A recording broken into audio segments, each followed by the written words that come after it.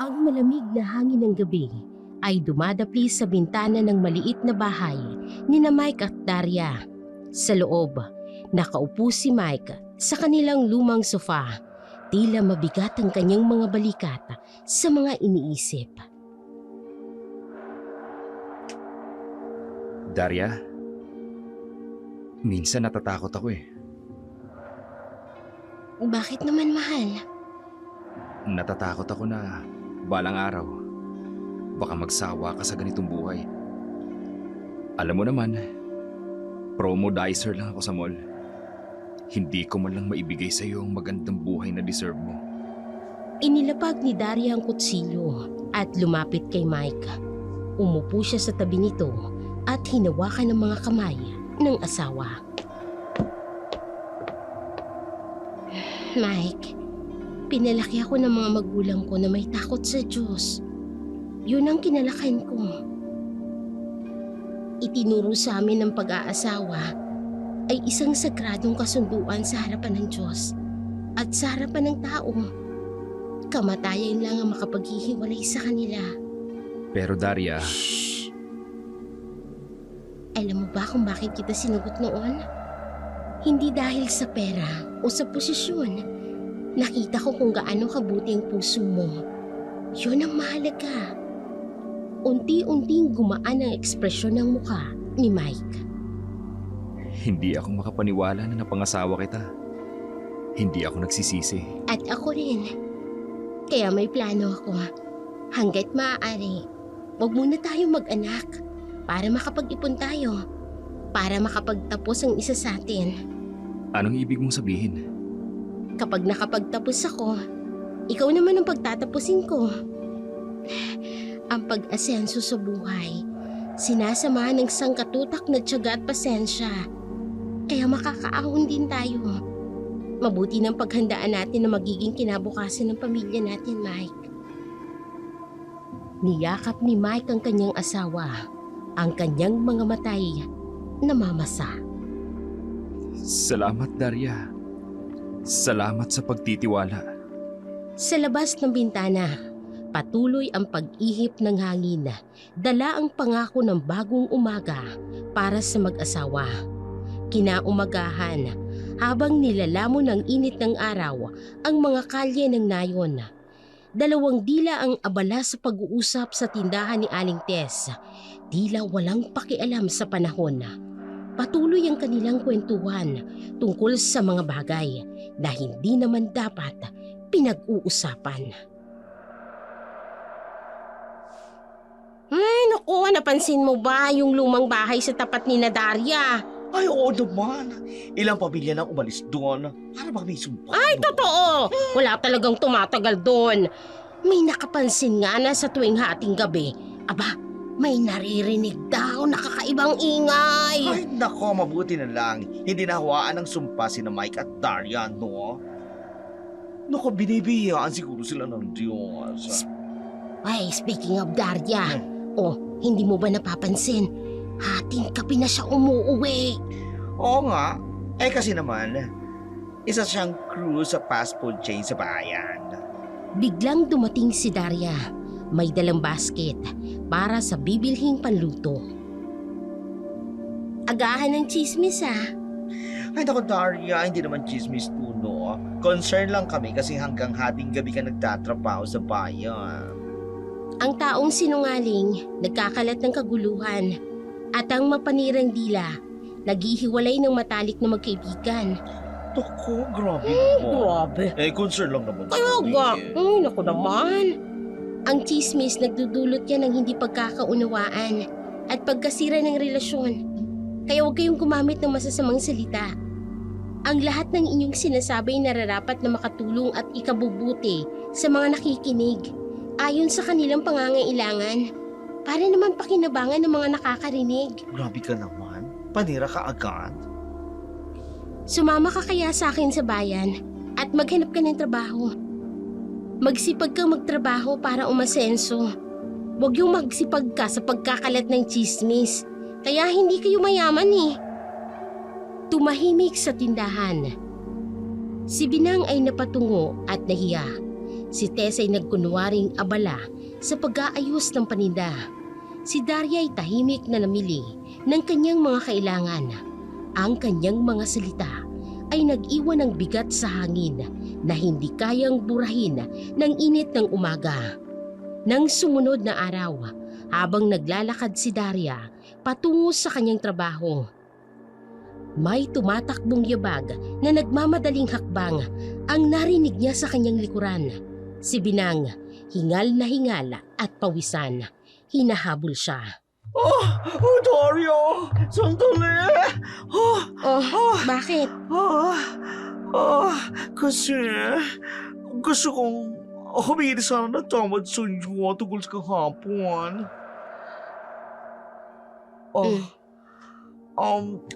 Natamaan kasi ako sa sinabi mo. Totoo naman puro chismis lang ang alam ko. At least alam mo. Kaya nga gusto ko sana magbago. Tigilan ng chismis. Para kasing katikitin ng dila ko. At least sinubukan mo. Pero, ito lang yung maipapangako ko Hindi kita pagchichismisan. Never na. Pero yung ibang tao, ay nako, hindi ko kaya. Kung itutuloy mo yan, hindi mo pa rin mapipigilan ang ganti ng bawat salitang walang kabuluhang bibitawan mo. Ay, nako, bakit ka ba ganyan magsalita? Para kang galing sa seminaryo. Ang dami mong alam na nagpapakonsensya sa akin. Ikaw na ang idol ko. Hindi naman sa ganun. Gusto ko lang. Sige na nga, baby step muna ako Unti-unti. Una, ikaw muna. Ang hindi ko ichichismis. Tapos pag nasanay na ako, iba naman. Parang diet lang, di ba? Hindi kasi pwede biglaan. Ang kati-kati ng dila ako. Dami kasi mga nakuha na pwede sige na. imarites. Kung yan ang paraan para magsimula ka. Ay, payakap mo. Thank you sa pag-iintindi sa akin, Kahit minsan, nasama ng ugali ko. Walang anuman. Basta tandaan mo lang ang sinabi ko, ha? Oo naman, promise ko yan, alis na ako. May nag-text sa akin May importante daw akong gagawin. Ay! Sorry, nadapa ako. Bye-bye! Napailing si Daria habang pinapanood si Binang na tumatakbo palayo. Alam na mahaba pang landas ng pagbabago para sa kanyang kaibigan. Ilang araw ang lumipas matapos ang pag-uusap ni Daria at Binang. Tila may pagbabago nga sa kilos ng binabae. Bumabati na ito kay Daria tuwing makakasalubong niya ito. At kapag nasa tindahan ni Tess ay hindi na siya nakikihalubilo sa mga tsismisan. Ngunit isang mainit na hapon habang naglilinis si Daria ng kanilang bakuran, isang malaking ingay ang yumanig sa katahimikan ng kanilang lugar. Isang malaking truck ang pumarada sa tapat ng lumang bahay. Agad na lumabas si Binang mula sa katabing bahay, matay nanlalaki sa excitement. Ma'am Daria! Ma'am Daria, tingnan mo! Ano na naman? May bagong lipat sa lumang bahay. Tingnan mo, ang dami mga gamit. Naku, may malaking freezer! Maraming kargador ang nagsimulang magbaba ng mga gamit, kabilang na ang isang malaking industrial freezer. Isa, dalawa, tatlo, apat na freezer! Grabe! Ano kaya nilalagay dyan? Ice cream store kaya yan? Oh, ang mata mo, nangangati na naman. Ang dami na namang naglalaro sa isip mo. Curious lang ako, no? Sino kaya sila? Titira ba't sila sa malaking bahay na yan na isinumpa? Oh, akala ko ba hindi ka na magchichismis? Hindi naman to chismis, no? Observation lang. Saka concerned neighbor lang ako, no? Di ba dapat kilala natin ang mga kapitbahay natin? May lumabas na misteryosong babae mula sa truck. Nakaitim itong damit. Ay, ang ganda niya! Parang artista. Pero bakit nakaitim? Baka byuda? Binang, Okay. Tahimik na ako. Hindi na ako magchichismis. Hindi mo na talaga naisip kung bakit freezer ang dala nila. Hindi ko lang talaga maisip yun. Tsaka bakit pa dito sa may bahay na isinumpa? Binang, ang usapan, Oo na. Hindi na ako magchichismis. Mamaya na lang ako babalik. Magtatanong na lang ako kay Aling Tess kung may alam siya tungkol sa... magtatanong na lang ako kung may bagong stock ng sabon. Yun na lang gagawin ko. Hindi na ako magchichismis, no? Pero talaga, ano kaya meron? tumakbo papalayo si Binang habang si Daria ay napabuntong hininga. Pinagmamasdan ang patuloy na pagbababa ng mga gamit sa misteryosong bahay. Mula nang dumating ang misteryosong kapitbahay, tila may ibang hangin na dumadaloy sa lugar. 3 araw ang nakalipas, ngunit ni anino ng mga bagong lipat ay hindi makita ng mga tao. Tanging mga ilaw na nagliliwanag sa gabi ang nagpapatunay na may tao sa loob ng bahay na dating tinaguriang isinumpa. Gabi na, sa loob ng kanilang bahay, nakahiga sina Mike at Daria sa kama, pero gising pa rin. Daria, gising ka pa? Oo, hindi pa ako inaantok. Napansin mo ba? 3 araw na silang nakalipat. Pero ni minsan, hindi pa sila lumalabas. Baka nag-aayos lang ng bahay. Pero kahit pantawid gutom man lang wala. Hindi ba dapat bumibili sila ng pagkain? May dala siguro silang stock. Saka yung mga freezer. 4 na malaking freezer. Para saan kaya yun? Hindi kaya negosyante sila? Baka may plano silang magtindahan dito. Pero bakit hindi man lang nagpapakilala sa mga kapitbahay? Saka bakit sa ganitong lumang bahay pa? Hayaan mo na lang. Baka may dahilan sila. Hindi ka ba natatakot? Kakaiba kasi. Wala namang dapat na ikatakot eh. Basta may pananampalataya tayo. Ay, sana nga. Sige na, matulog na tayo. May pasok ka pa bukas. Sa labas, may mahinang tunog ng pagbukas at pagsara ng pinto mula sa kabilang bahay. Pareho silang napatigil sa pakikinig pero walang sumunod na ingay. Narinig mo yun? Oo, pero hayaan mo na. Sige na, matulog na tayo. Pinatay ni Daria ang ilaw sa tabi ng kama. Sa dilim, tanging ang mahinang liwanag mula sa kabilang bahay ang tumitindig sa kadiliman hanggang sa ito naman ay unti-unting nawala. Ang katahimikan ng gabing yun ay tinuldukan ng pagsikat ng araw. Ngunit hindi pang karaniwan ang umagang yun. Isang nakakikilabot na sigaw ang yumanig sa buong nayon. Nagpalipat-lipat sa mga pader ng mga bahay hanggang sa gumising sa lahat ang nakabibinging sigaw ni Aling Mitring. Sa harap ng bahay ni Aling Mitring, ang anak ko si Jenny, bakit ganito ang ginawa sa kanya? Ano pong nangyayari, Aling Mitring? Ang anak ko, ang tiyan niya winakwak. Kinuha ang sanggol.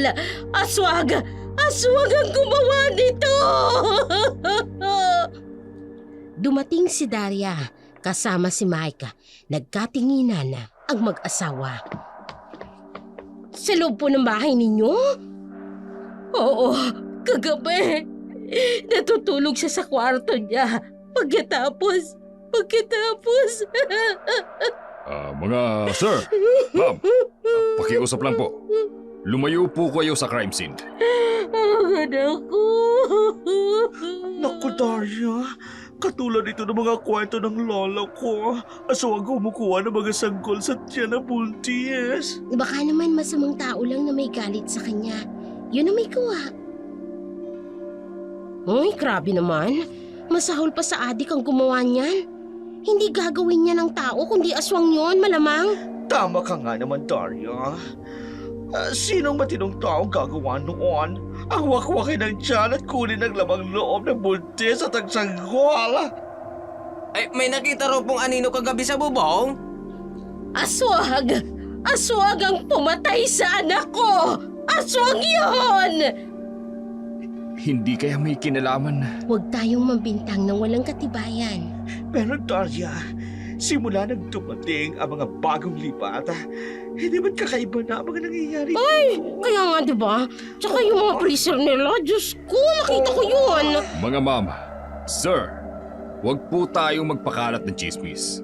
Iniimbestigahan pa po namin ang kaso. Dapat patalsikin ang mga aswang dito. Hindi na tayo ligtas dito. Aling Mitring, kailangan niyo po munang kumalma.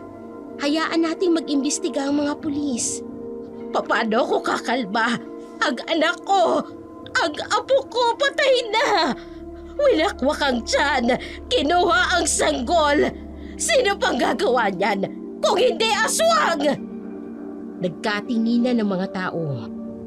May takot at galit sa kanilang mga mata. Tara na, Daria. Wala tayong magagawa rito. Habang papalayo sina Mike at Daria, patuloy pa rin ang sigaw ni Aling Mitring. Sa di kalayuan, may nakabukas na bintana sa bahay ng bagong lipat. At sa loob ng ilang segundo, may anino na dumaan.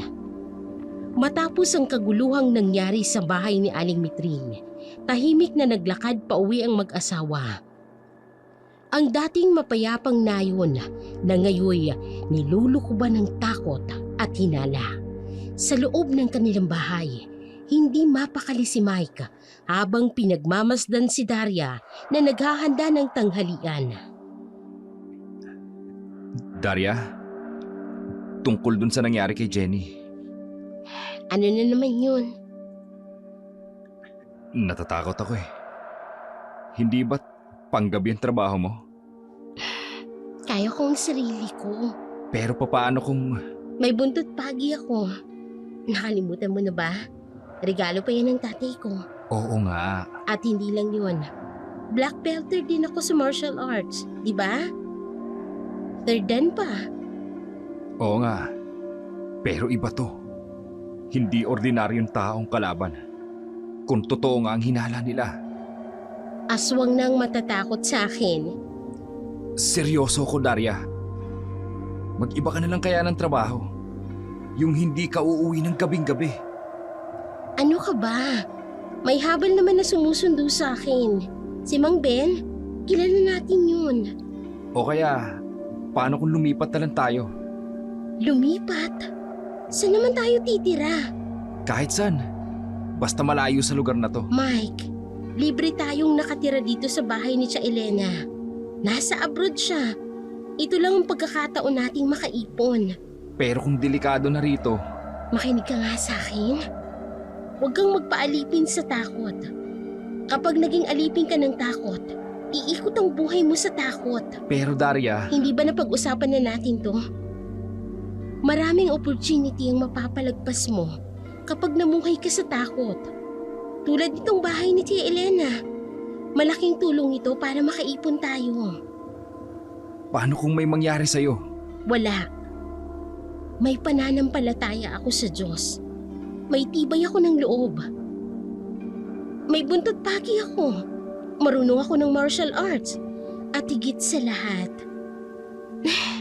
may asawa akong nagmamahal at nag-aalala sa akin. Ipangako mo sa akin. Mag-iingat ka.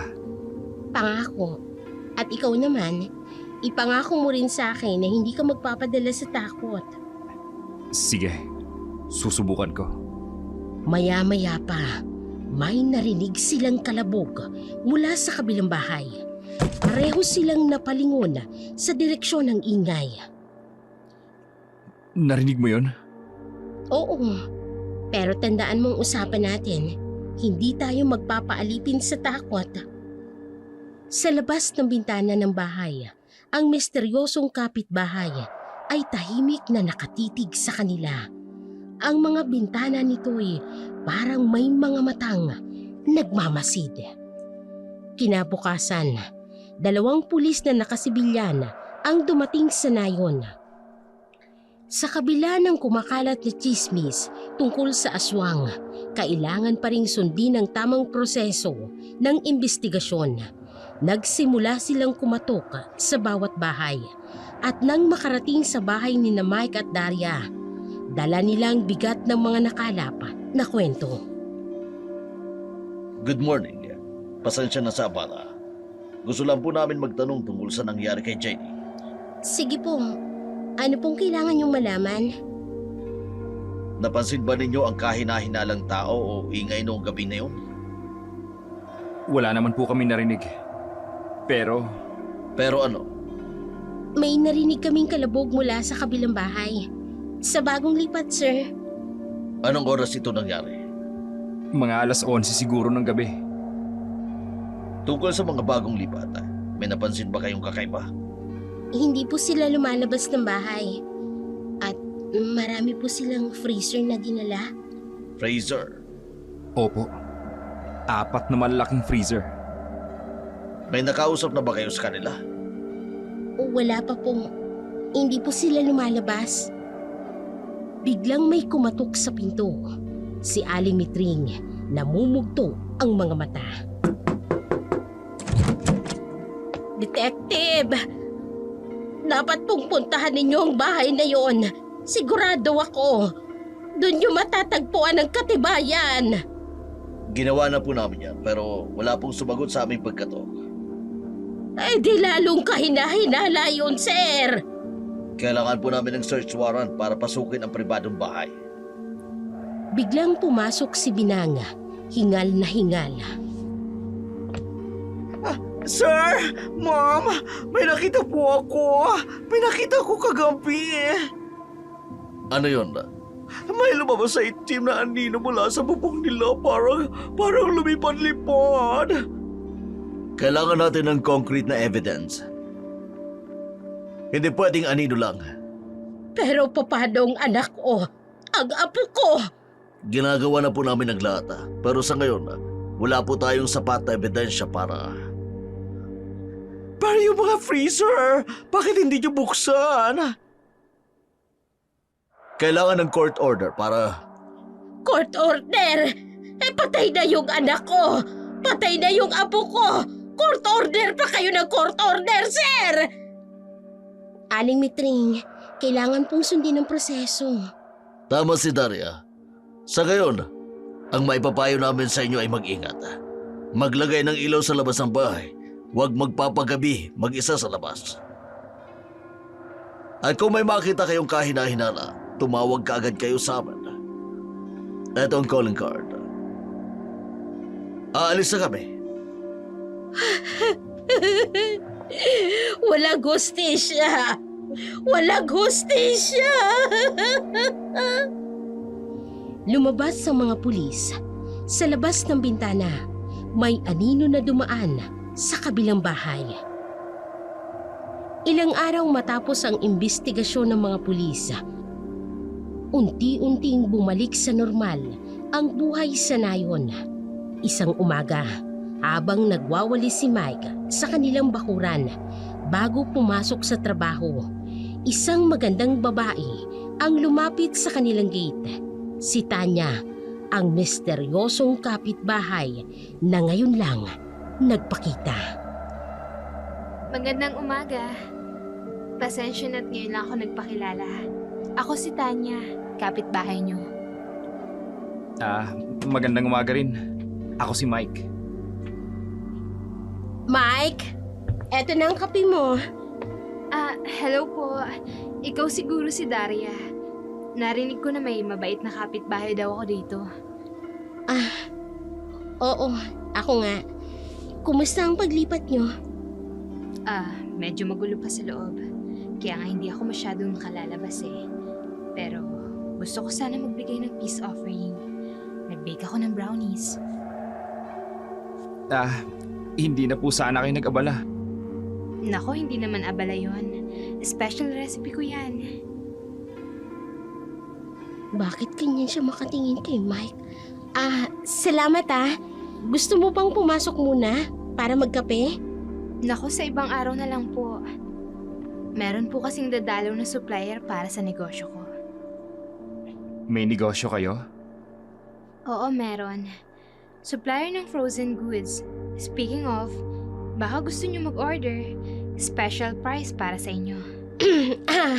Tingnan namin Baka busy ka na, Tanya. May supplier ka pa, di ba? Oo nga pala. Babalik na lang ako. By the way, Mike, promodizer ka raw sa mall? Baka pwede mo ako matulungan sa pagpapromote ko ng mga products. Sige. Pag-usapan natin. Busy si Mike sa mall ngayon Baka sa ibang araw na lang. Of course, marami pa namang araw. I'll see you around, kapitbahay. Umalis si Tanya. Ang mga yabag ay tila lumulutang sa lupa. Ang sarap naman ito. Gusto mo bang tikman, Daria? Hindi. Hindi ako kumakain ng pagkain na hindi ko alam ang pinanggalingan. Ang dami mo namang arte. Ang bait-bait niya nga Mike, napansin mo ba kung paano kanya tingnan? Sus, ganun lang yun. Friendly lang. Biglang may malakas na kalabog mula sa bahay ni Tanya. Ano kaya yun? Mike, ipangako mo sa akin, huwag kang kakain ng kahit na ano mula sa kanya. Bakit naman? Magtiwala ka. May kakaiba sa kanya. Lalo na sa mga tingin niya sa'yo. Sa malayo, nakatingin si Tanya mula sa kanyang bintana. Ang mga matay kumikislap sa umaga. Pagkatapos umalis ni Tanya, tahimik na naghahanda ng hapunan sina Mike at Daria sa kanilang kusina. Hindi maalis sa isip ni Daria ang pangyayari kanina. Alam mo ba, 3 beses na pumunta dito si Tanya habang nasa trabaho ka. Ha? Bakit naman daw? May dala daw siyang brownies para sa'yo. Special batch daw.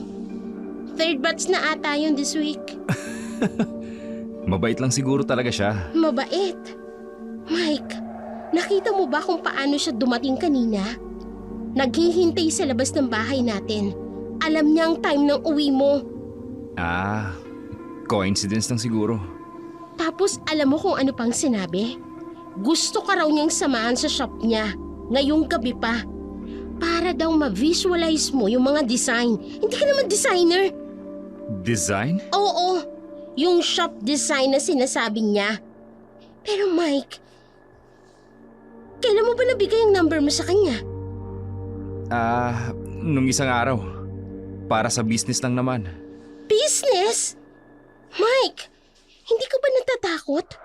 May namatay ng buntis dito. Tapos biglang may misteryosong kapitbahay na palaging may dalang pagkain para sa'yo. Nagsiselos ka ba? Oo naman. Sino ba namang hindi? Nakita mo ba yung suot niya kanina? Naka-red dress pa siya na hapit sa katawan niya. Hindi ko napansin. Sus! Lalaki ka, napansin mo yon. May kakaiba sa kanya, Mike. Yung tingin niya sa'yo parang... Parang ano? Parang gutom. Hindi yung normal na gutom Parang iba. Mike, ipangako mo. Kahit kailan, huwag kang pupunta sa bahay niya. Lalo na mag-isa. Pangako. Tsaka, bakit naman ako pupunta ron? Ikaw lang naman ang mahal ko. Talaga? Kahit may dalang brownies? Kahit anong klaseng brownies pa yan. Although, cute ka pala kapag nagsiselos. Bulero! Pinalo ni Daria si Mike, pero pareho silang natawa. Sa labas ng kanilang bintana, ang bahay ni Tanya ay tahimik na nakatayo sa dilim. Isang mapayapang umaga, naglalakad si Daria sa mga pamilyar na kalye ng kanilang nayon. Ngunit may kakaiba sa hangin. Isang malamig na pagtanggap na hindi niya nararanasan noon.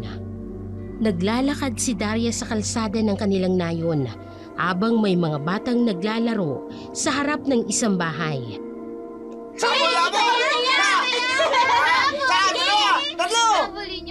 Magandang umaga! Jay! Romeo! Nene! Pumasok kayo sa loob ng bahay! Bilisan niyo! Rinig na rinig ni Daria ang pagkandado ng pinto. Habang naglalakad, nakita niya si Aling Berta na nagwawalis. Magandang umaga po, Aling... Mabilis na pumasok si Aling Berta at isinara ang pinto. Sa kabilang bahay, si Mang Tomas naman habang nagdidilig ng halaman. Mang Tomas! Ayan na naman siya. Pagsarado kayo ng pinto, dalihan nyo, dali! Pumasok na tayo! Isang batang babae ang nakatingin kay Daria mula sa bintana. Lola! Si Ate Dar... Lumayo ka sa bintana! Isara mo yan! Bilisan mo! Tuluyan nang napatigil si Daria sa gitna ng kalsada. Sa di kalayuan, nakita niya si Tanya na nakatayo sa kanyang gate. May misteryosong ngiti sa kanyang labi. Kaya pala, ginawa mo to. Patuloy ang pagkandado ng mga pinto at pagsara ng mga bintana habang naglalakad si Daria pabalik sa kanilang bahay. Sa likuran niya, tumatawa ng mahina si Tanya. Matapos ang malamig na pagtanggap ng mga kapitbahay, bumalik si Daria sa kanilang bahay. Ang kanyang puso ay mabigat. Hindi niya inakala na ang mga taong dating nakangiting bumabati sa kanya ay biglang mag-iiba ang tingin. Nang sumunod na araw, naglakad siya papunta sa tindahan ni Aling Tess. Umaasang makakausap man lang si Binang, ang dating kaibigan na laging masayahing nakikipagkwentuhan sa kanya. Binang! Maagang maaga kayatang nagbabasa ng balita ah. Biglang tumayo si Binang. Dali-daling inipit ang tabloid sa kanyang kilikili. May gagawin nga pala ako. Sandali lang naman no. Sorry Daria ha, baka muli ako sa appointment ko. Anong appointment? Hindi ka naman lumalabas ng bahay ng ganito kaaga. Tuluyan ang tumakbo si Binang. Papalayo. Pati ba naman ikaw, Binang? Ang akala ko. Ay, nako, Daria. Kung ako sa'yo, umuwi ka na muna. Bakit po? May nagawa po ba akong masama? Nako, pasensya ka na ha. Hindi na muna pala ako magbubukas ng tindahan ngayon. So, sige na, uwi na ha. Nakatayo si Daria sa harap ng saradong tindahan. Ang mga matay namamasa. Diyos ko, bigyan niyo po ako ng lakas. Sa di kalayuan, nakatingin si Tanya, ang ngiti naglalarawan ng tagumpay. Matapos ang masakit na pagtatakwil ni Binang na dating matalik na kaibigan, bumalik si Daria sa kanilang tahanan. Ang mga yabag niya'y mabigat, tulad ng kanyang dibdib na puno ng lungkot. Nang makarating sa bahay, naabutan niya si Mike na nakaupo sa sala na tila ba hinihintay siya. Umuwi ka kaagad? Oo, wala rin namang saysay kung maglalakad-lakad pa. May nangyari ba? Si Binang, tumakbo palayo sa akin. Para bang may ketong ako. Pati si Aling Tess, ayaw na magbenta sa akin. Alam mo, kanina sa trabaho, may narinig ako. Pati raw sa mall, may nagkakalat ng kung ano-anong kwento tungkol sa'yo. Ganun ba? Kaya pala pati si Mang Ramon, umiiwas din. Hindi ko maintindihan eh. Ilang taon ka nang kilala ng mga tao rito. Bakit bigla na lang silang naniniwala sa mga walang kakwenta-kwentang chismis? Mahal, huwag ka na magalit. Paano ako hindi magagalit? Nakikita kong nahihirapan ka. Ang mga dating kaibigan mo, iniiwasan ka na ngayon. Alam mo, okay lang yun. Ha? Okay ka lang? Mike, hindi naman tayo nabubuhay para i-please sila eh. Nabubuhay ako para sa Diyos. Wala akong ginagawang masama para iwasan nila. Paano kung lumala pa to? Paano kung... May tiwala ako sa Diyos. Kung may plano siya, may dahilan. Siguro, pagsubok lang ito. Alam mo minsan, iniisip ko kung papaano ka nagiging ganyan kalakas. Hindi ako malakas, mahal. May Diyos lang ako na inaasahan. At syempre, ikaw. Andito lang ako, Daria. Kahit ano pang sabihin nila. Tara na, magluto na lang tayo. Baka magutom ka sa kakaisip ng problema. Sigurado ka bang ayos ka lang? Oo naman. Alam mo, minsan ang pinakamabigat na krus ay ang mga maling akala ng tao. Pero kung malinis ang konsensya mo, wala kang dapat na ikatakot. Pero dapat, may gawin tayo. Hindi pwedeng hayaan lang natin to. May oras para sa lahat, Mike. Sa ngayon, magdasal na muna tayo. Darating din ang araw na lalabas ang katotohanan. Ilang araw ang lumipas matapos ang mabigat na pag-uusap ng mag-asawa. Si Daria, sa kabila ng mga nangyayari, nagpasya pa ring ipagpatuloy ang kanyang nakagawian. Pagbibigay ng burger sa kanyang mga kapitbahay tuwing katapusan ng buwan. Isang simpleng pasasalamat sa kanilang pagiging komunidad. Ngunit sa araw na yun, iba ang hangin na humahaplos sa kanya. Mga kapitbahay, may burger ako dito katulad ng dati. Libre ito. Ngunit walang lumalabas. Tanging hanging malamig ang sagot. Aling Berta, nandito na po ako. Alam ko pong paborito ng apo ninyo yung burger. Mang Tomas, para po sa inyo at kay Manang Elena. Tay, gutom na po ako. Tumahimik ka. Huwag kang lalabas. Tumigil si Daria sa harap ng dating tindahan ni Tess. Aling Tess, wala, sarado kami. Para lang po sa inyo at kay Tatang. Ay, naku, umalis ka na. Hindi kami kumakain ng galing sa... Galing po saan? Binang, alam kong naririto ka. May dala akong extra cheese. Paborito mo to dati, di ba? Parang may kakaiba. Dati-rati, naririnig ko na ang boses ni Binang. Kahit saan ako magpunta sa compound na to. Pero ngayon... Nana Luding, may burger po dito. Ay, Diyos ko! Lumayas kang demonyo ka!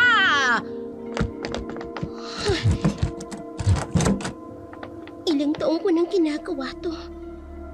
Pero, first time na walang kumain. Mukhang ikaw na lang ang hindi natatakot sa akin, Muning. Gusto mo ba ng burger?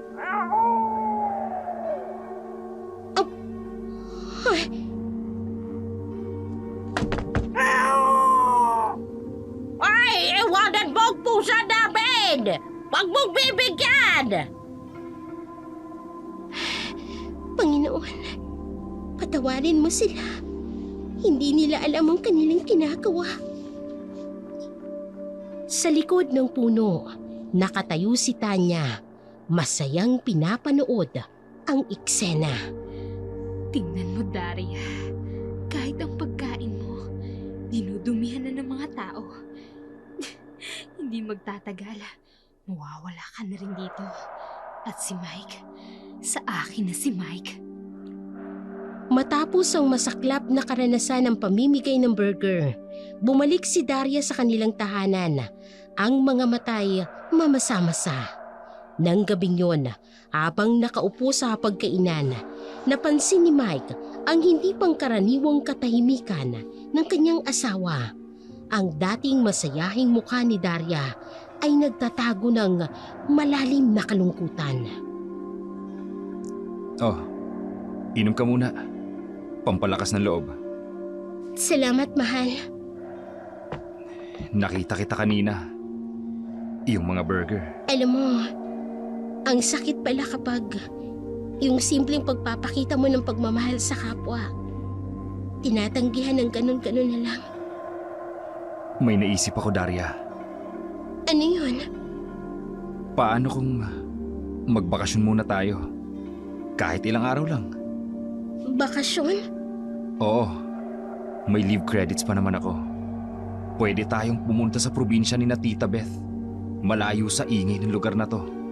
Pero, paano yung trabaho ko? Mag-file ka ng leave. Sigurado akong papayagan ka. Mabait naman ang manager mo, di ba? Oo nga. Tingnan mo yung mga kapitbahay natin. Para bang mga robot na naprogramang iwasan ka. Hindi ba nakakapagod? Oo nga eh. Minsan iniisip ko, may nagawa ba akong mali sa kanila?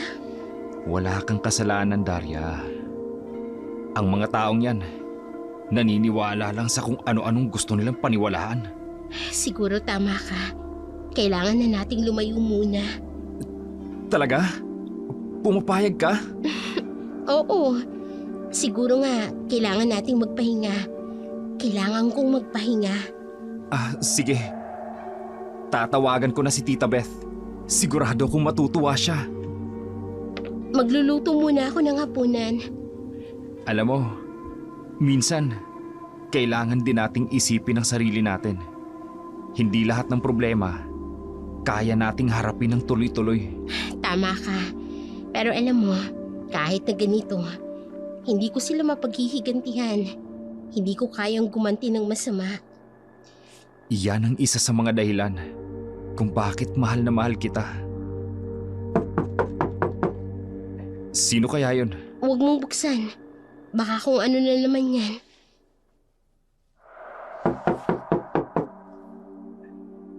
Si Manong Ramon. May hawak siyang sobre. Ano kaya yun?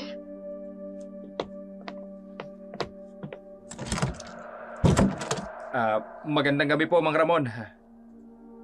Para kay Daria, pinaabot ng HR. Ito raw yung schedule ng shifting niya sa next week. Salamat po, Mang Ramon.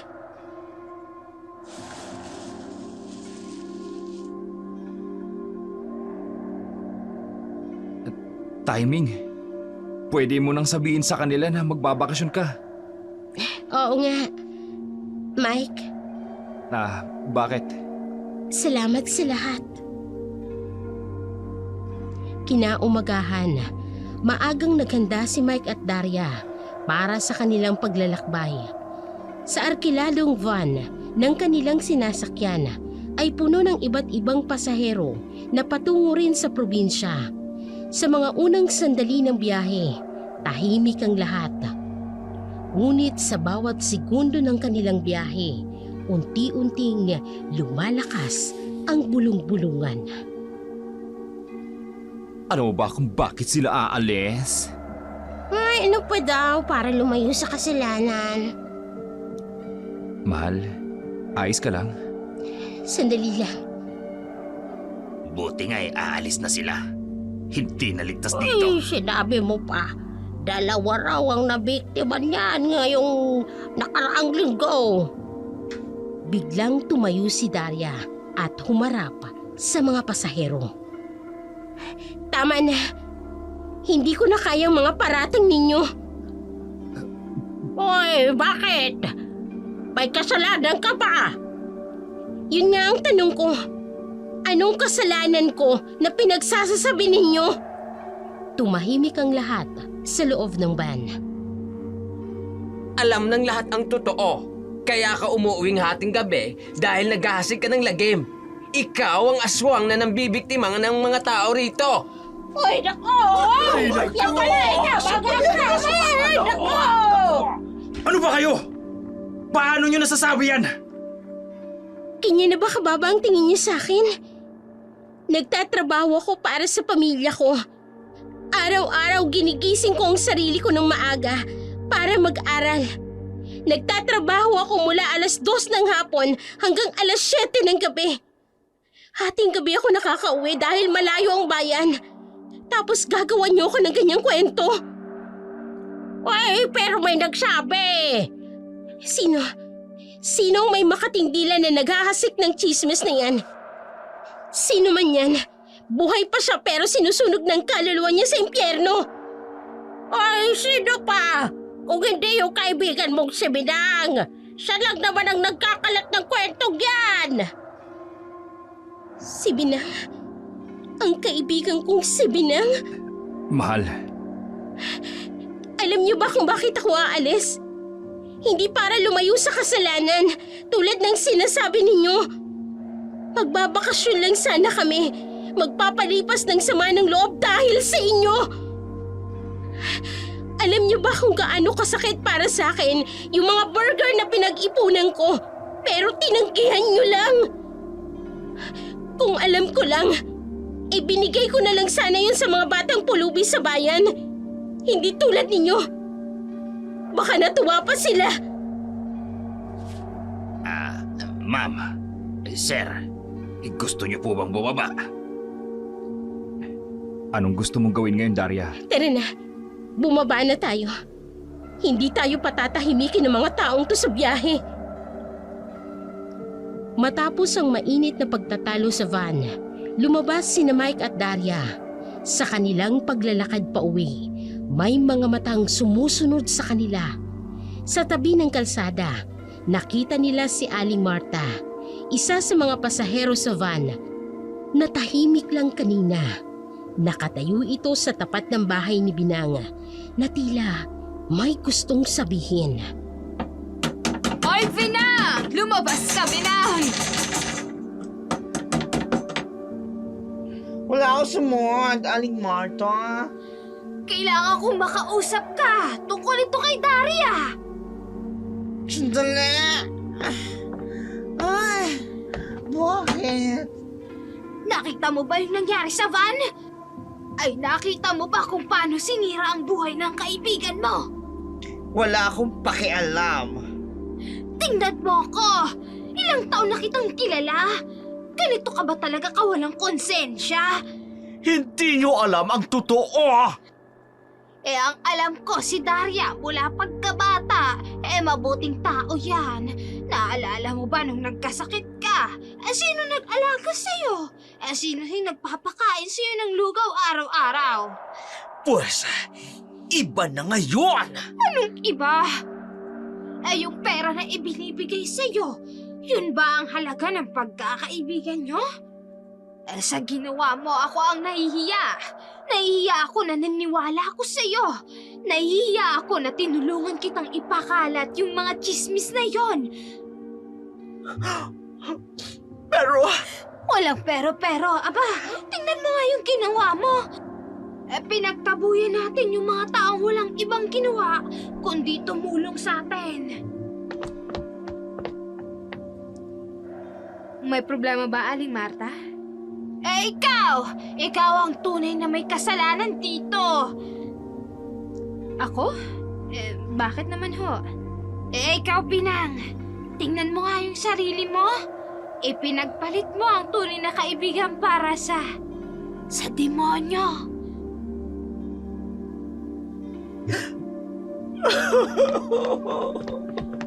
Oo, tumakbo ka!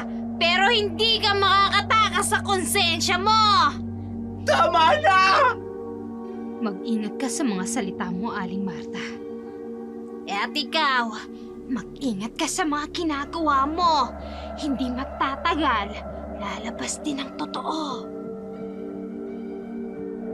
Tingnan natin kung sinong paniniwala ng mga tao. Ang matandang tsismosa o ang bagong kapitbahay na tumutulong sa komunidad. Matapos ang pagtatalo ni Aling Martha at ni Binang, nagkulong sa huli sa kanyang silid ang binabae.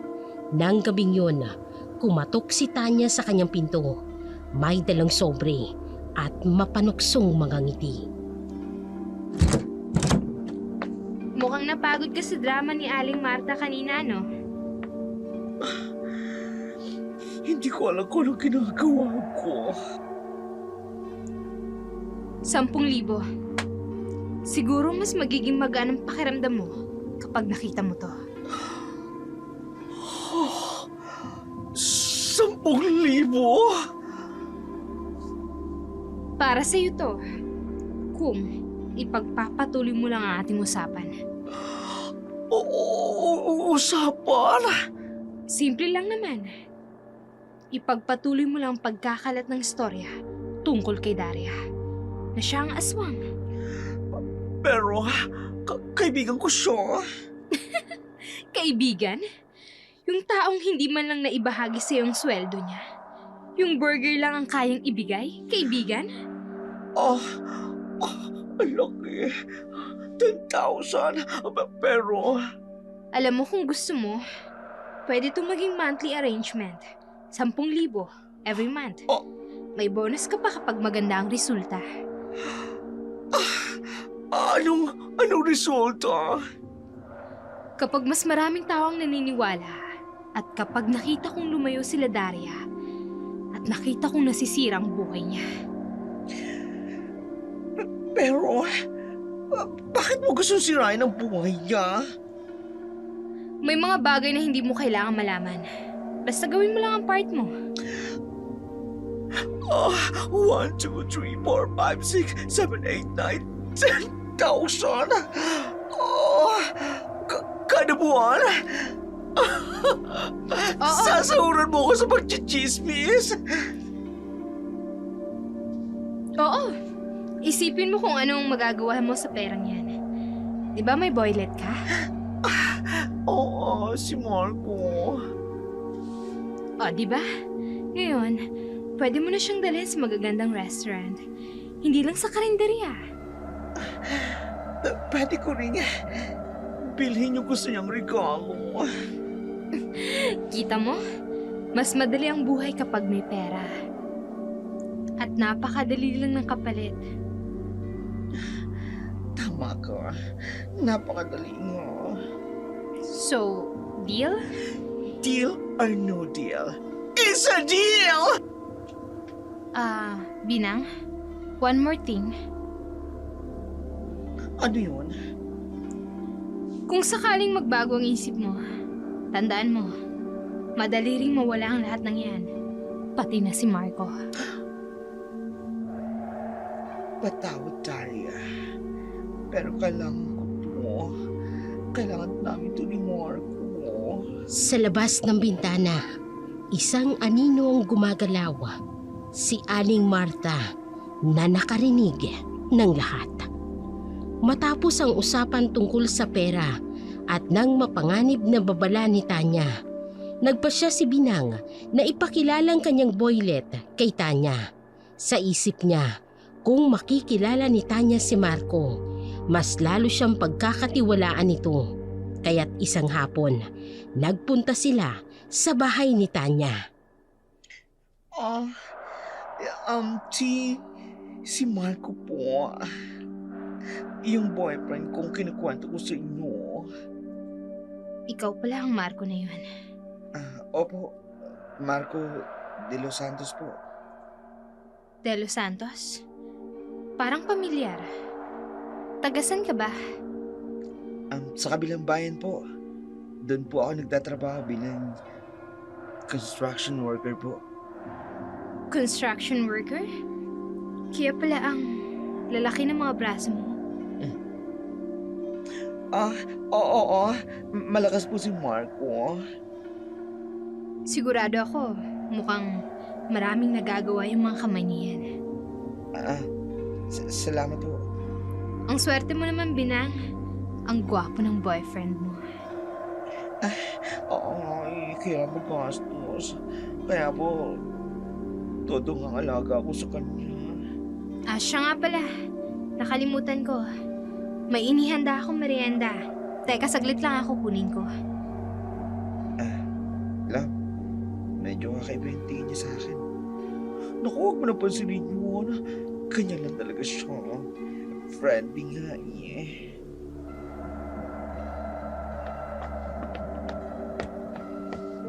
Oh, eto. Special recipe ko to Sigurado kong magugustuhan mo yan, Marco. Salamat po. Alam mo, Marco, may expansion project kami dito sa compound. Baka gusto mo mag-apply. Mas malapit dito. Mas mataas pa ang sweldo. Okay naman po si Marco sa work niya ngayon. Ano sa tingin mo, Marco? Pwede kitang i-recommend personally. Pag-iisipan ko po. Pasensya na po. May lakad pala kami ni Marco.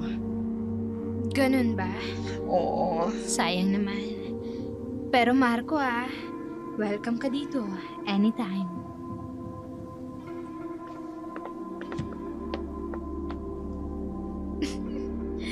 Mukhang mas may magandang plano pa palang tadhana para sa akin.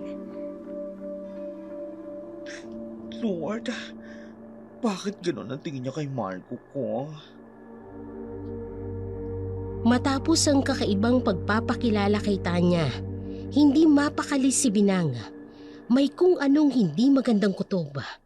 Isang gabi, habang naghihintay kay Marco na susundo sa kanya, nakita niyang huminto ang pamilyar na motor sa tapat ng bahay ni Tanya.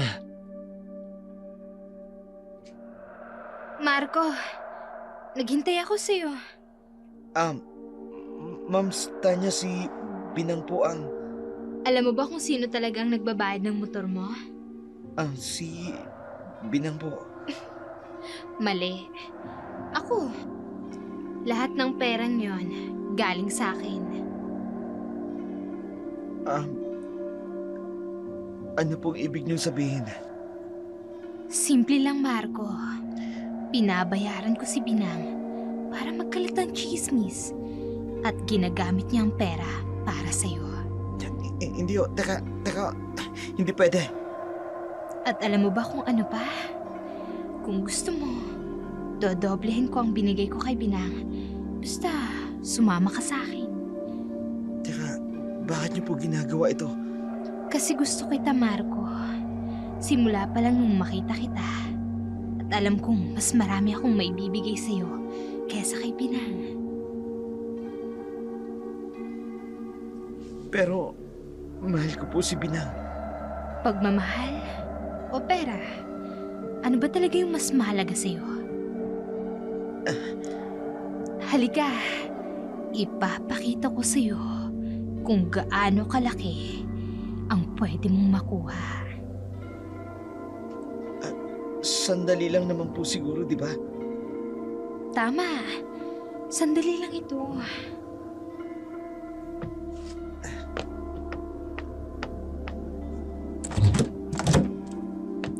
Nang makapasok sa bahay, dinala ni Tanya si Marco sa sala. Ngunit hindi sila doon nagtagal.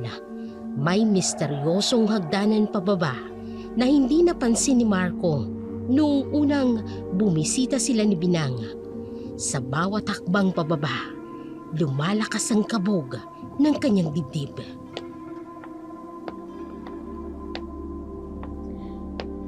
Welcome sa tunay kong tahanan, Marco.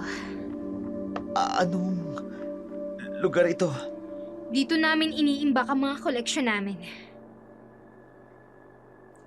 Lumabas ang isang lalaki mula sa dilim, si Mando. Magandang gabi, Marco. Sino kayo? Bakit niyo ako dinala dito? Gusto mo bang makita kung anong mga naipon namin dito?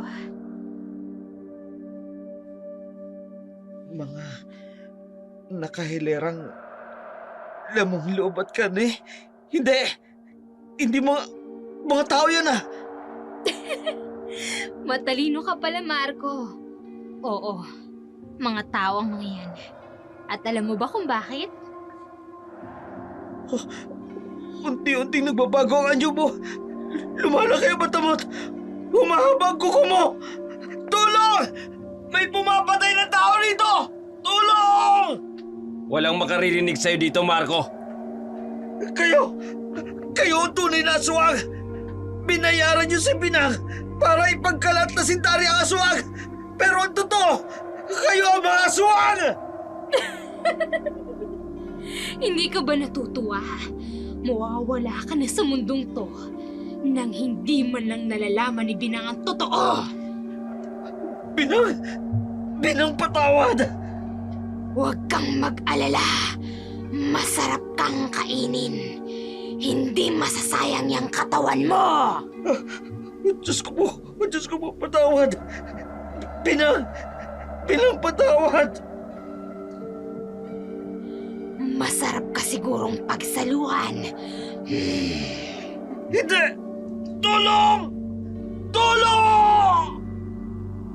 Ang sigaw ni Marco ay unti-unting naglahos sa dilim ng basement habang ang halakhak ni Tanya at Mando ay umaalingaw-ngaw sa mga pader. Ang dilim ng basement ay tila lumalalim habang nagbabagong anyo ni Tanya. Ang dating magandang mukha ay unti-unting nagiging kalunos-lunos na mukha ng isang nilalang na hindi matatawag na tao. Si Marco, na ngayon ay nanginginig sa takot, ay hindi makapaniwala sa kanyang nasaksihan.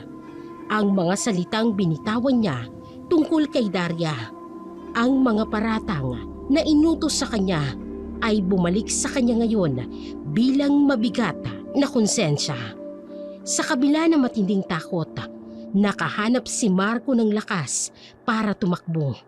Ang kanyang mga paa ay tila may sariling buhay habang hinahanap ang daan patungo sa hagdan. Ngunit ang basement ay parang isang librento ng dilim at ang bawat pagtakbo ay tila nagdadala sa kanya sa mas malalim na bahagi ng impyerno. Hindi totoo ito! Panaginip lang to! Panaginip? Hindi, Marco! Mas totoo pa ito sa lahat ng mga naranasan mo! Bakit yung ginagawa ito? Para saan pa? Para sa kapangyarihan. Para sa buhay. At syempre, para sa mas masarap na pagkain! Kaya pala, ang mga nawawala, kayo ang may kagagawan. Matalino ka pala, Marco. Kaya nga binayaran namin si Binang para mailayo ang atensyon. At napakagaling ng iyong kasintahan. Napakadaling utuin. Huwag mong babanggitin ang pangalan niya. Ginamit mo lang siya. Bakit ka nagagalit? Hindi ba't ginamit mo rin siya? Para sa pera? Hindi! Hindi totoo yan! Totoo, Marco! Pareho lang tayong nagpapanggap. Hindi ako katulad nyo! Oo nga! Hindi ka katulad namin. Ikaw ay pagkain lamang. Tulong! May pumapatay dito! Tulungan niyo ako! Walang makaririnig sa'yo dito, Marco.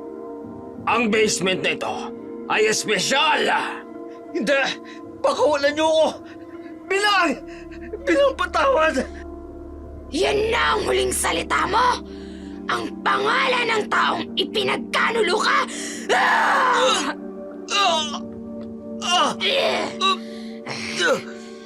Patawad! Binang... Tumahimik ka. Simulan na natin ang piging. Ang huling hiyaw ni Marco ay naglaho sa dilim ng gabing yun. Ang kanyang katawan ay hindi na muling nakita. Sa mga sumunod na oras, ang basement sa bahay ni Tanya ay naging tahimik. Tahimik na may kakaibang bigat. Ang mga freezer ay may bagong laman. At ang mga mata ni Tanya at Mando ay may bagong ningning ng kasiyahan.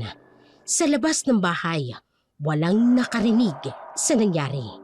Walang nakaalam sa trahedyang naganap sa loob ng tahimik na bahay na iyon.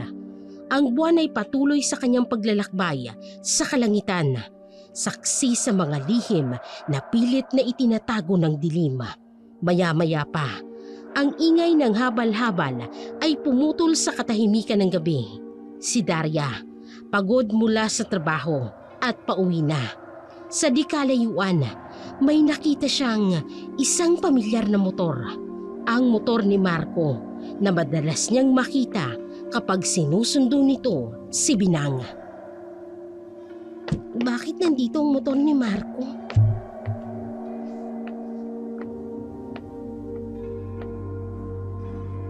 Hoy! Daria! Ano ginagawa mo sa motor ng boyfriend ko? Binang, tiniting... Ha? May balak kang aswangin siya? Kaya ba pinag-aaralan mo ang motor niya? Binang naman. Huwag na huwag kang magmaang-maangan. Alam kong ikaw ang aswang dito. Binang, pakinggan mo muna ako. Ilang taon na tayo magkaibigan. Kahit kailan ba may nagawa akong masama sa'yo? Wala. Pero kung nagbago ka na, iba ka na ngayon. Hindi ba dapat ikaw ang tanungin ko niyan? Ikaw ang nagbago. Mula nang maging kaibigan mo si Tanya. Para kang ibang tao. Huwag mong idamay si Tanya Bakit dito. hindi? Sino bang nagsimula ng chismis? Sino bang nagpapakalat ng mga kwento tungkol sa akin? Eh bakit? Bakit ka umuwi ng hating gabi? Ano ginagawa mo sa hating gabi, ha? Alam mong nagtatrabaho ako. Pinaghihirapan kong buhayin ang pamilya ko. Magagawa ko bang ipagpalit ang asawa ko sa boyfriend mo? Eh bakit nandito ka sa motor ng boyfriend ko? Bakit Hindi mo ko tinitingnan alam. yan? Pero alam mo, Binang, hindi ako aswang. At kahit na sabihin nating aswang nga ako, wala akong balak sa boyfriend mo. Inamin mo na! Aswang ka na! Hindi yun ang ibig kong sabihin. Yun ang At sinabi alam mo mo! yan! Tandaan mo to, Daria. Kapag may nangyari kay Marco, ikaw ang sisisihin ko! Isipin mo kung sino ang tunay na dapat mong katakutan. Sino ang tunay na nagbago sa lugar na to.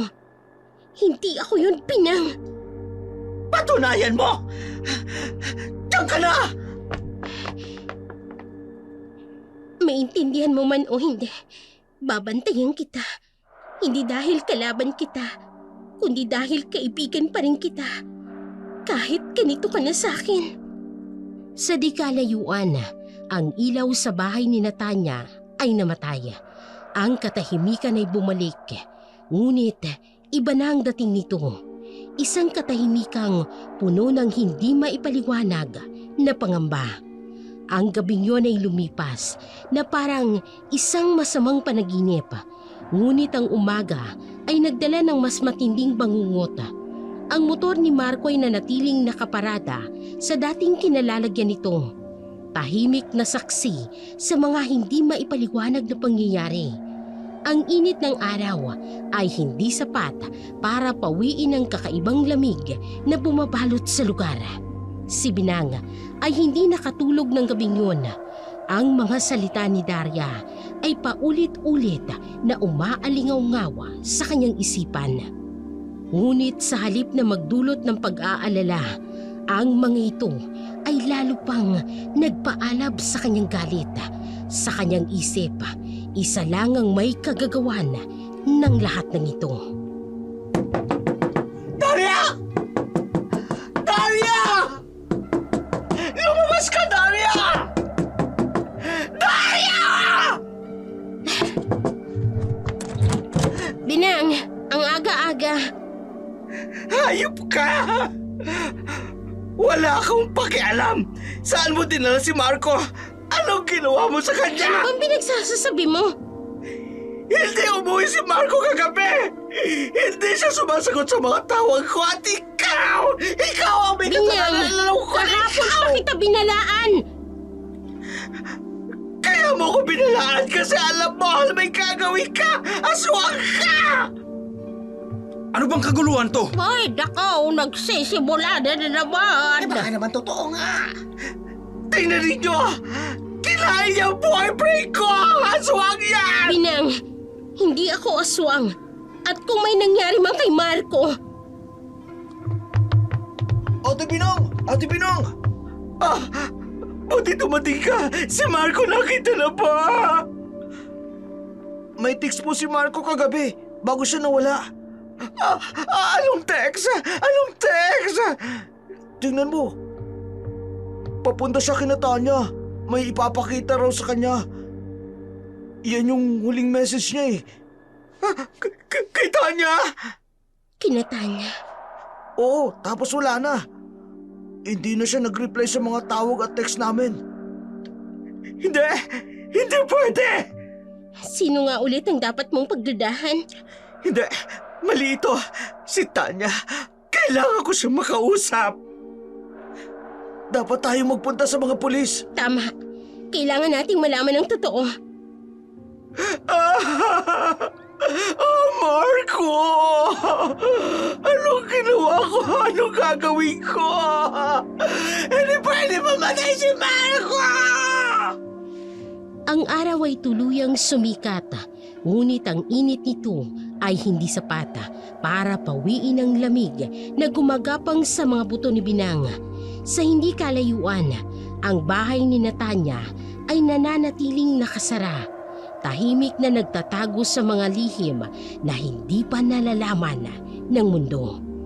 Ang balita tungkol sa pagkawala ni Marco ay kumalat na parang apoy sa buong nayon. Hindi nagtagal, 2 pulis ang dumating sa bahay ni Daria. Ang kanilang mga mukha ay seryoso. Dala-dala ang mga papeles at recorder para sa investigasyon. Sa labas ng bahay, nakatayo si Binang. Hawak-hawak ang kamay ng kapatid ni Marco, habang ang mga kapitbahay ay nagbubulong-bulungan.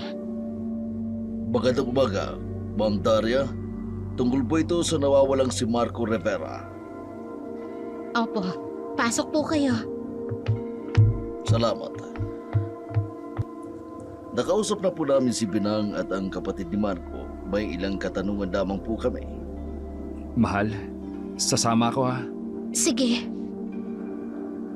Ma'am, pwede niyo po bang ikwento sa amin ang nangyari noong gabing yon? Kagabi po, pagka-uwi ko galing trabaho, mga 12:30 po, nakita ko po yung motor ni Marco sa labas. Anong oras po exact?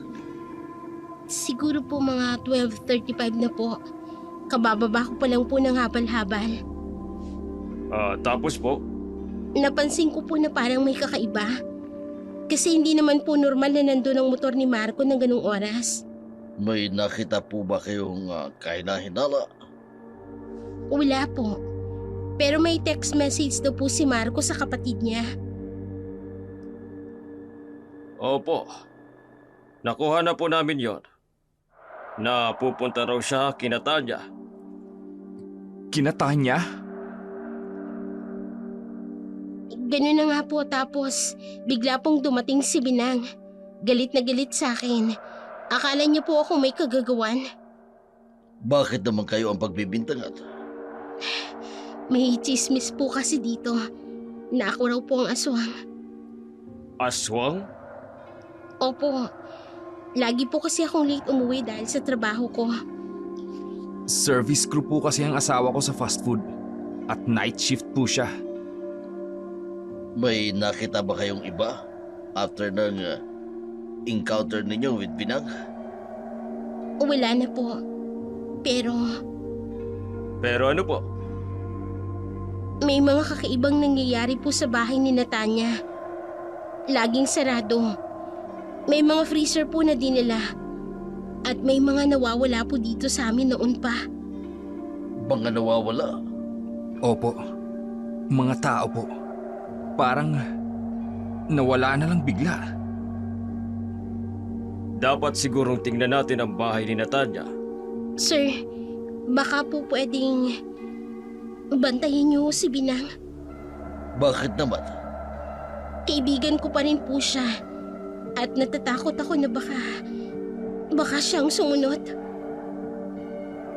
Sa labas ng bahay, ang araw ay tumatama na sa motor ni Marco na nakatiwangwang pa rin sa gilid ng kalsada. Isang metalikong saksi sa mga hindi pa nararating ng investigasyon. Lumipas ang ilang araw ng masusing investigasyon. Ang mga pulis ay nagdala ng mga salaysay mula sa bawat taong maaaring may kinalaman sa pagkawala ni Marco. Sa buong panahong yun, ang motor ni Marco ay nananatiling nakatiwangwang sa tabi ng kalsada. Araw-araw na paalala sa kanyang pagkawala. Binang, kailangan nating pag-usapan ang resulta ng aming investigasyon. Bakit po?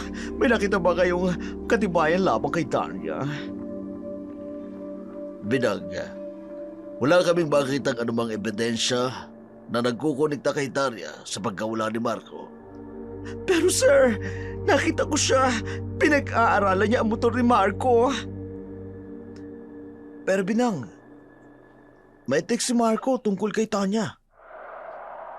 Tumahimik ka! Hindi po ba suspicious lang lagi siyang umuwi ng hating gabi? Na-verify na po namin sa kanyang employer. Regular night shift po talaga siya, Binang. At may CCTV footage sa fast food chains na nagpapakitang nagtatrabaho siya nung gabing yun. Pero, yung mga freezer... Ang mga freezer po ay nasa bahay ni Tanya, hindi kay Daria. Binang, baka dapat tingnan natin ang ibang posibilidad. Hindi! Hindi pwede! Sigurado ako!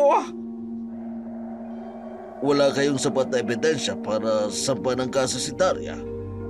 Ang text message kay Marco, ang huling nakitang lokasyon niya, lahat yan ay napupunto sa ibang direksyon. At sa totoo lang, mas marami kaming katanungan tungkol sa bahay ni Tanya. Si Tanya... Kaibigan ko si Tanya. Binang, kailangan nating malaman ang totoo para kay Marco. Ang tagal kong sinisi si Daria. Ang tagal ko naniwala. Bantayin mo ang kaibigan mo. May ilang bagay kaming kailangang siyasat. Ang gabi ay tahimik na bumabalot sa kanilang munting tahanan. Matapos ang mahabang araw ng investigasyon, si Daria at Mike ay nakaupo sa kanilang hapagkainan. Ang mga matay puno ng pagod, ngunit hindi nawala ng determinasyon. Ang ilaw ng gasera ay mahinang sumisilip sa kanilang mga mukha. Lumilikha ng mga anino sa dingding na parabang tagapakinig ng kanilang mahalagang pag-uusap. Mahal, mahirap ang pinagdaanan mo ngayong linggo. Salamat, Mike. Alam mo, naisip ko, Ano yun? baka mas makabubuti kung umalis na lang tayo rito. Bakit naman? Tingnan mo ang nangyayari. Lahat ng chismis, lahat ng mga paratang, hindi ka na tinitingnan ng maayos ng mga kapitbahay.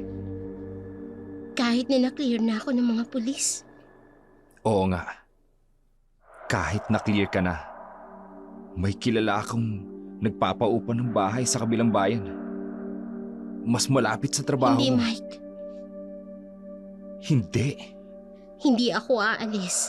Hindi tayo aalis. Pero Daria, hindi naligtas dito. Si Binang, ang mga kapitbahay. Si Binang ay kaibigan ko pa rin. Biktima rin siya dito. Biktima? Pero siyang nanira sa'yo. Alam ko.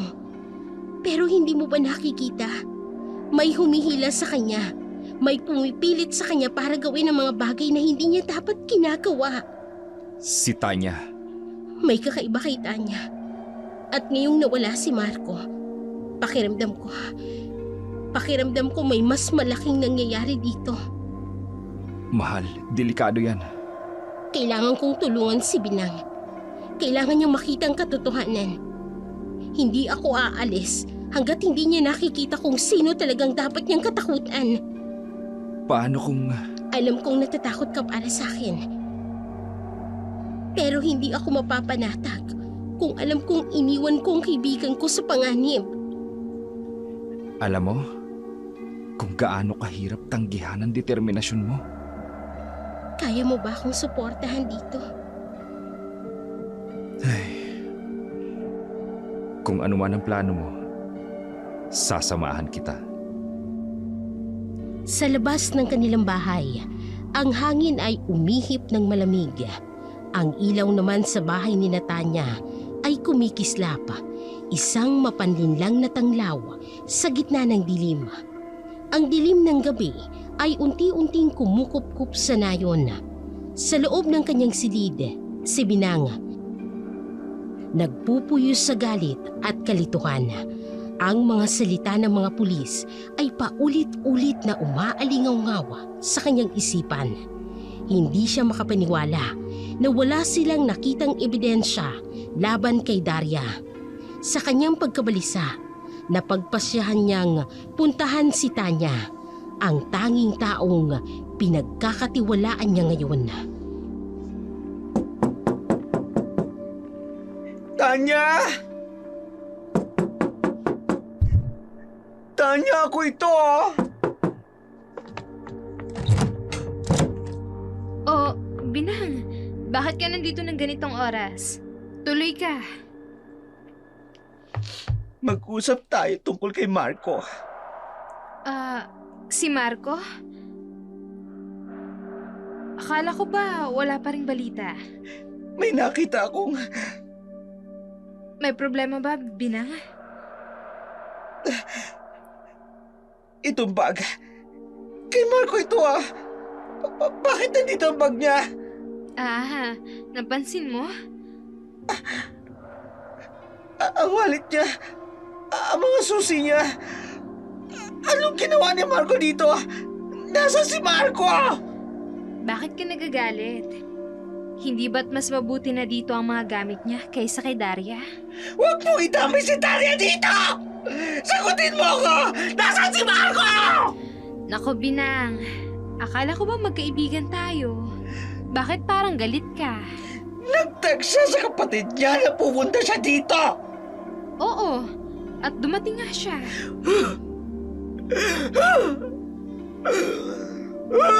Anong ginawa mo sa kanya? Bakit hindi ko na lang ipakita sa'yo? Kakampi na natin si Marco. Halika para makita mo siya. Anong kakampi?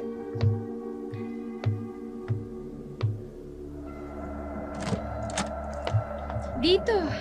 Sumunod ka sa akin. Nandito siya sa baba. Buhay si Marco! Sayang ni Marco, ang gwapo-gwapo niya. Hindi na ako makakakita ng katulad niya. Bilisan na natin! Marco! Nandito si Marco, ha? Bakit pababa tayo? Basement! Marco! Ang bawat hakbang pababa ng basement ay tila nadaragdagan ng bigat ng hangin na nakapaligid. Ang ilaw ay mahinang-mahina. Ang mga anino ay tila may sariling buhay. Sa bawat yapak ni Binang, ang kanyang puso ay kumakabog ng mas malakas. Hindi sa pag-asa na makita ang kanyang Marco, kung hindi sa lumalalim na takot na baka hindi niya na ito makita pa. Ang basement ay may hanging kakaiba. Isang uri ng lamig na hindi galing sa aircon o ventilador, kundi sa kung anong hindi maipaliwanag. Bawat hakbang ni Binang ay may kasamang kaluskos ng mga yapak sa simento, at sa bawat paghinga niya ay lumilika ng mahinang usok sa hangin. Sa dulo ng hagdan, nakatayo ang malaking freezer, isang metalikong kahon na nag-iimbak ng mga lihim na hindi pa niya alam. Ang lamig dito. Natural. Para hindi masira ang mga koleksyon namin. Koleksyon? Anong ibig mong ano ito? Ano to? Dito, Binang. Gusto mo bang makita si Marco? Kumakabog ang dibdib ko. Ano ginagawa ni Marco sa freezer? Nagpapahinga, katulad ng iba. Sino ka? Sino ka? Si Mando. Kasama namin siya sa negosyo. Bitiwan mo ko. Anong negosyo? Ha? Halika rito. Tingnan mo. Marco! Hindi! Anong ginawa mo kay Marco? Hindi pwede! Bakit hindi? Natural lang yan. Ayop ka! Sinira ako kaibigan ko dahil sa paniniwala. Naaswang siya dahil sa kwento mo. Pero ang totoo, ikaw kayo ang aswang!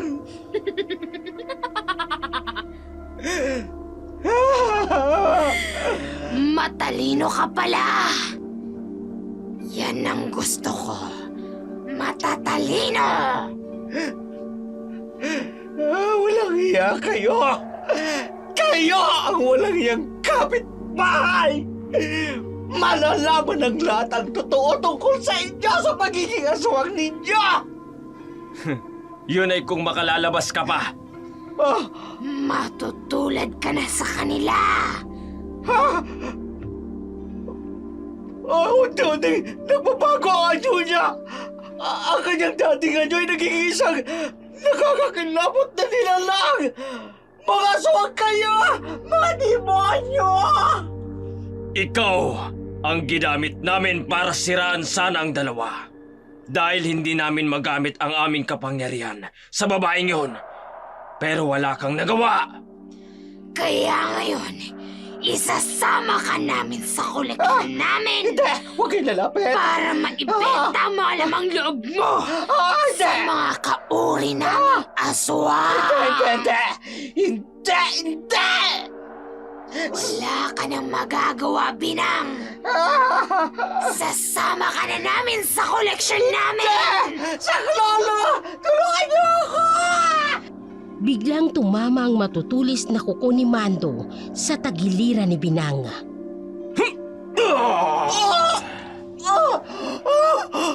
Hayop ka! Daria, patawad. Nagkamali ako ng siniraan ka at pinagkanulo ka. Kung buhay ko ang kapalit, gagawin ko. Pero dapat malaman ng mga tao ang totoo. Na mga aswang ang mga inayupak na to. Huwag kayo lalapit! Inin na natin to. Sariwa pa. Diyos ko! Patawad ko kamatayan ko! Patawarin niyo ako sa lahat ng kasalanan ko! Patawad ko huli na ako magbago! Pero patawarin niyo ako!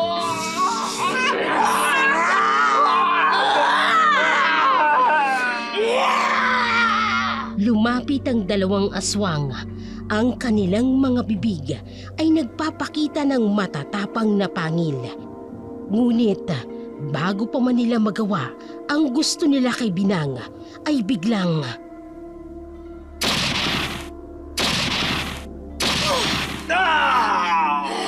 ang basement ay biglang napuno ng liwanag mula sa flashlight ng mga pulis.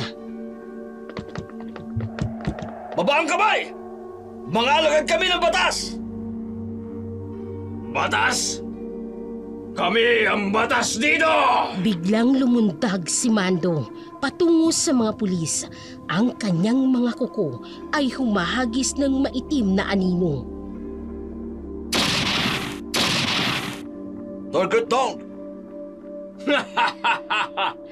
Hindi uubra yan sa amin! Masarap sigurong tikman ng mga pulis. Lord, tulungan niyo sila. Please, kahit bakla ako, pakinggan niyo ako. Magbabago ako. Doon ka sa likod. Requesting backup. Code Red. Ay, tama ako. Alalay naman.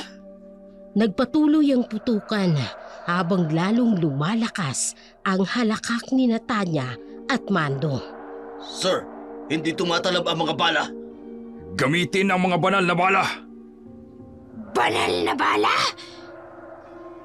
Kinuha ng pulis ang espesyal na bala ng baril. Benindisyon na ng pare! Para sa inyo! Hindi! Imposible! Patayin silang lahat! Sumugod ang dalawang aswang. Ang kanilang mga kuko at pangil ay kumikislap sa liwanag ng flashlight. Now, sir!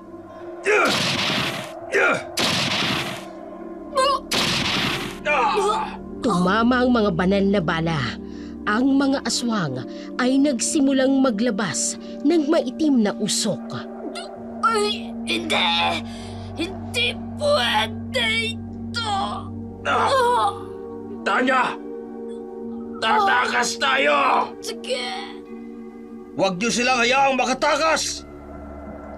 Nagsimulang magbagsakan ng mga kahon at freezer habang nagkakagulo. Diyos ko! Tulungan niyo sila! Diyos ko! Sa basement, ang mga putok ng baril at ang sigaw ng mga nilalang. Ang mga ilaw ay kumikislap sa bawat putok. Lumilikha ng parang sayaw ng mga anino sa dingding.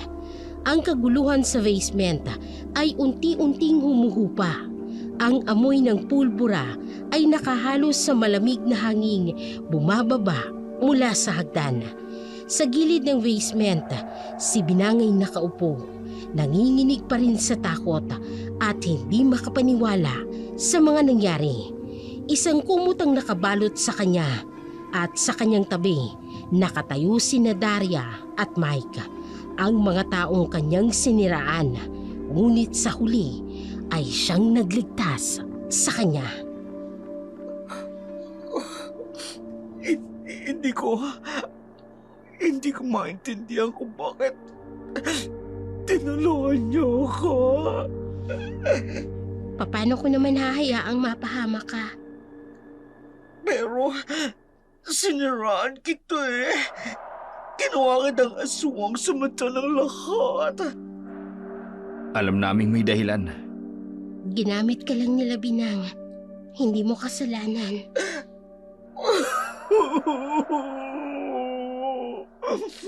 Pero kasalanan ko pa rin. Naniwala ako sa mga kasinungalingan. Ipinagkanulo kita sa ibang tao dahil sa pera. At ngayon, nalaman mo na ang totoo. Yun ang mahalaga. Paano niyo nalaman? Matagal na namin pinaghihinalaan yung mga freezer na yun. Nang mawala si Marco, nagpasya akong mag-imbestiga. Nakakuha si Mike ng mga larawan ng kahina-hinalang delivery sa gabi. Mga truck na walang plaka.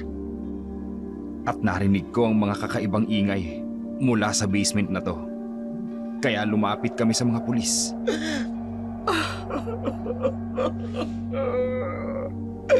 Kaya lang sayang si Marco. Wala pang nangyayari sa amin. Nabilang ko na siya ng motor. Hindi ko pa lang siya natikman. Binang talaga. Tatawarin mo na yung sarili mo. Hindi mo naman alam na mangyayari yun. Hindi ko na siya makikita po. Sa pangalawang buhay siguro, no? Magpapakalalaki ako para magkaroon ako ng lahing magpapatuloy na mabuting asal. May pangalawang pagkakataon ka pa, Binang. Salamat talaga, ha? Sa kabila ng paninira ginawa ko sa iyo, nagawa mo pa rin akong tulungan. Ang tunay na kaibigan, maaasahan sa oras ng kagipitan. Parang kapatid na dumadamay. Makalipas ang ilang sandali, may isang pulis na tinawag ang mga kasamahan nito sa kabilang sulok ng basement. Sir, kailangan niyong makita ito. Tumakbo ang mga pulis patungo sa pinakadulong bahagi ng basement kung saan may nakatagong pintuan. Diyos ko! Sa loob ng silid, nakahilerang mga freezer, iba't ibang laki. Sa dingding ay may mga nakasabit na listahan, mga pangalan, mga petsa at mga presyo. Sir, mga lamang loob na tao. Kaya pala. Mga record ng bintahan. Diyos ko. International ang operation nila. Tawagan ng headquarters. Kailangan natin ng forensic team dito. Kaya pala gustong-gusto nila akong piliin na maging biktima para malaman kung sinong susunod. Tapos na yun. Hindi na sila makakasakit pa ng iba. Sir, may connection sila sa ibang grupo. May network sila. Kailangan natin palawakin ang investigasyon. Baka may iba pang katulad nila. Sa labas ng basement, ang araw ay unti-unting sumisikat habang ang mga pulis ay nagpapatuloy sa kanilang investigasyon.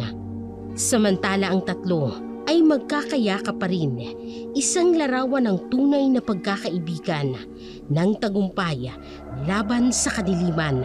Sa kanilang likuran, ang mga lihim ng basement ay unti-unting nabubunyag, nagbibigay ng liwanag sa kadilimang matagal nang bumabalot sa kanilang komunidad. Sa kabila ng lahat ng nangyari, ang liwanag ng katotohanan ay unti-unting gumising sa puso ni Binang. Ang kanyang pagkamulat sa kasalanan ng tsismis at kasakiman ay nagbunga ng matinding pagsisisi. Napagtanto niya na ang kanyang mga gawaing nagdala sa kasiraan kay Daria ay hindi lamang nakasakit sa kanyang dating kaibigan, kung hindi pati na rin sa kanyang sariling dignidad. Isang araw, matapos ang matinding panalangin, nagdesisyon si Binang na tuluyan ng talikuran ang kanyang makasariling nakaraan. Mula noon, hindi na siya si Binang. Tinanggap niya ang kanyang tunay na pagkatao at pinili niyang magpakalalaki. Sa literal at makasagisag na paraan, tinawag niya ang kanyang sarili bilang Bernardo, isang bagong pagkatao na may layuning ituwid ang mga maling nagawa sa nakaraan. Si Bernardo ay naging halimbawa ng pagbabagong buhay, isang dating tsismosong bakla na ngayon ay naghahanap ng marangal na trabaho, nagsisikap at nagpapatuloy sa buhay ng may dangal. Hindi nagtagal, nakilala niya si Maria, isang mabait na guro sa nayon na nagbigay sa kanya ng pagmamahal at ng inspirasyon na muling bumangon mula sa kanyang mga pagkakamali. Nagkaroon ng sariling pamilya si Bernardo, naging responsabling asawa at ama, at ginamit ang mga aral na natutunan mula kay Daria upang turuan ang kanyang mga anak na maging matapat, mabuti at may takot sa Diyos. Hindi niya kailanman binalikan ang landas ng paninira at ng tsismis. Sa halip ay naging tagapagtanggol siya ng katotohanan at ng hustisya sa kanilang komunidad. Ang mga tao sa nayon, matapos makita ang katotohanan tungkol kay Tanya at Mando, ay bumalik sa dati nilang pakikitungo kay Daria at kay Mike. Ang dating malamig na pagtanggap ay napalitan ng pagpapahalaga at pagpapasalamat. Si Daria naman, nanatili ang kanyang pananampalataya at pagiging mabuti, nagpatuloy sa kanyang buhay ng may panibagong lakas. Ang kanyang katatagan sa gitna ng mga pagsubok ay naging inspirasyon sa maraming tao, kabilang na si Bernardo, na natutunan ng halaga ng pagpapakumbaba at pagsisisi. Ang kwento'y nagsisilbing paalala sa lahat na ang tsismis ay parang apoy na mabilis na kumakalat at maaaring sumira ng buhay.